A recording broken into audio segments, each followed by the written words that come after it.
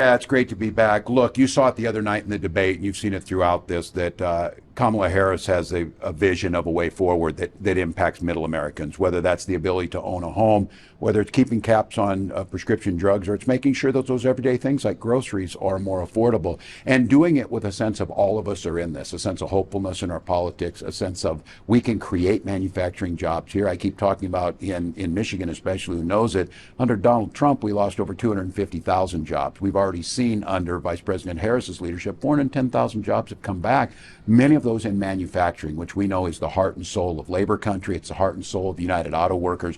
And I think our message here is that our politics don't have to be negative, and America has always taken on the toughest challenges. So I think being here, I'm feeling that energy. I'm feeling people are getting engaged. They're picking up the phone. They're talking to their neighbors and feeling really hopeful about it. Yeah.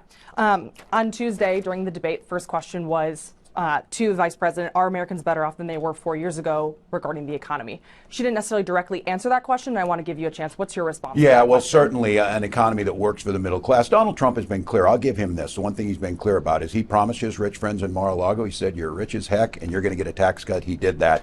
He didn't. He decimated the middle class. He made it more difficult. He put, more burdens on middle class folks. He doesn't have any plan for things like child care and an economy that matters to people. And the issue is as we came out of COVID, which Donald Trump horribly mismanaged, and I say that as a governor who understood it, we had to rebuild, and that's exactly what she's done. And we have now this new way forward. Certainly it makes a case to Michigan voters that they have an opportunity to see themselves reflected in these policies, not just a very few at the top. So this idea of home ownership, as I said, for many of us, that's such foundational to who we are.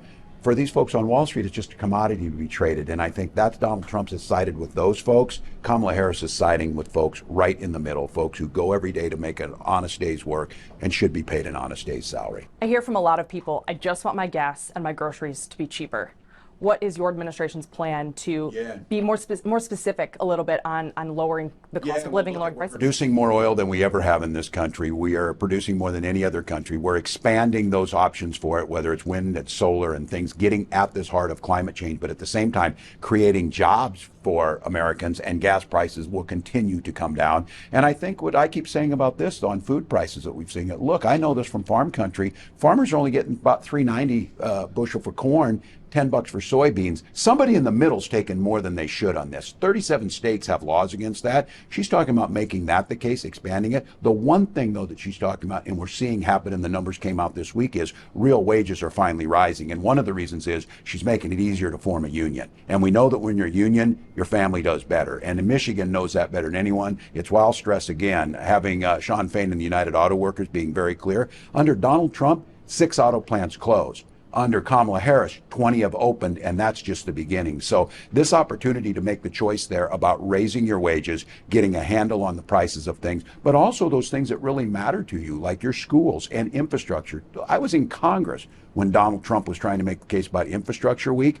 The governor here had a saying about fixing the roads in Michigan. It was Kamala Harris that was able to pass the largest infrastructure package in American history that's rebuilding our roads, our bridges, and our infrastructure. Yeah, I want to touch on a couple of specifics, what your campaign calls opportunity economy. I know you've mentioned the $6,000 child tax credit and the $25,000 first-time home buyer credit. Yeah. Can you talk about some specifics about who might be eligible for those? Yeah, they're huge. And on this issue on the $6,000 in the first year, we in Minnesota passed the nation's most aggressive child tax credit. And look, the child tax credit, it makes families easier to have children, make sure there's food on the table, make sure they have backpacks when they go to school, things that we really want people to make the choices about their own families. We know that during the pandemic, when we implemented that policy, childhood poverty decreased the most it ever has in American history. In Minnesota, we're one of the top 3 states with low childhood poverty. We'll reduce that even more. So those families will get that the first year. And then on the home buyer credit, it's just making sure that there's tax credits on there so that you're able to get in. I, for one, use the GI Bill to buy my home. For most of us, the barrier to home ownership, the biggest one is that down payment piece of it. She's also, though, taking it further to incentivizing builders to build 3 million new starter homes for folks, making sure that we're working with local folks about how is it easier to permit some of these homes, get them in there. And again, as I say, that home is a place where you gather with your children after school. Donald Trump did nothing on home ownership except make sure it was easier for banks and Wall Street to trade those and close. Donald Trump himself has a long history of discrimination against people, a long history of making sure he evicted people. Kamala Harris, as a prosecutor, fought against those very people who tried to take homes from them. So I think as you're sitting out there in Michigan, say, look, I kind of want to be left alone. I want to do my job. I want to keep as much money as I can. I want good public schools, good roads. I want to be safe in my community. That's the opportunity economy. Yeah. Last question I'll ask you is, we're in Michigan. The uncommitted vote, kind of stemmed in our state.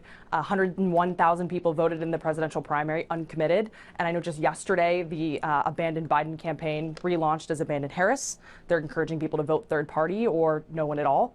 What is your message to those voters, especially here in Michigan, when it could be a razor-thin margin? The message is that there's clear two choices on this. And look, as we're moving up on October 7th, the year of the Hamas terrorist attack, the unconscionable attack on Israel, Kamala Harris has been clear. She'll defend Israel's right to defend itself, making sure, though, that we need to get a ceasefire that returns these hostages as part of that, and understands that the human suffering that's happening in Gaza has to end. That's why she's the person to move us towards a two-state solution where Israel can be protected, we get our hostages back, and Gaza can be self-determined. And I would ask those folks, Donald Trump is offering you nothing, and in addition to everything else he will do to your community, this is the guy that said he would have a Muslim ban. This is the guy who told members of Congress that they would be sent back somewhere else because they were Muslim. That is not in your best interest. Kamala Harris's plan makes sure that everyone is seen, heard, and valued.